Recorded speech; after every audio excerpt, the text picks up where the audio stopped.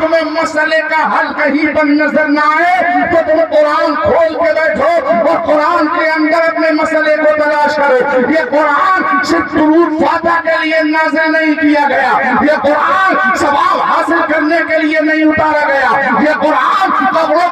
پر بیٹھ کر پڑھنے کے لیے نہیں اتارا گیا ہے کہ تمہارے ابا مر گئے تو ایصال ثواب کے لیے قرآن خوانی کر دی جائے. قبروں پر بیٹھ کر امام صاحب قرآن پڑھے, اللہ اکبر جب فاتحہ ہو تو قرآن پڑھ کے ایصال ثواب کیا جائے. قرآن صرف ایصال ثواب کے لیے نازل نہیں کیا گیا بلکہ قرآن ہمارا ضابطۂ حیات ہے, قرآن ہماری زندگی ہے, قرآن ہمارے لیے ہر ایک علم دیتا ہے. قرآن کہتا ہے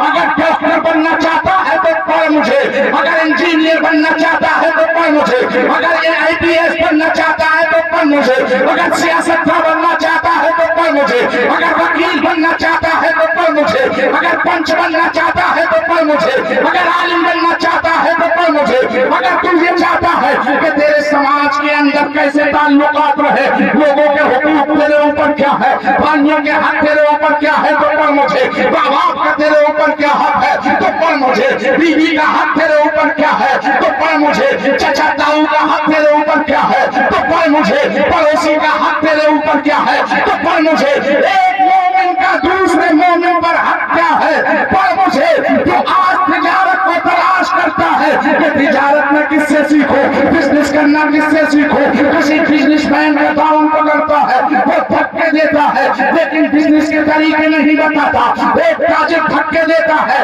لیکن تجارت کا طریقہ نہیں بتاتا. کیوں بھٹکتے ہو بزنس مینوں کے پیچھے, کیوں چاہتے ہو تاجروں کے پیچھے تجارت سیکھنے, بزنس سیکھنے؟ ارے ان کے پیچھے جانے کی ضرورت نہیں ہے, اللہ نے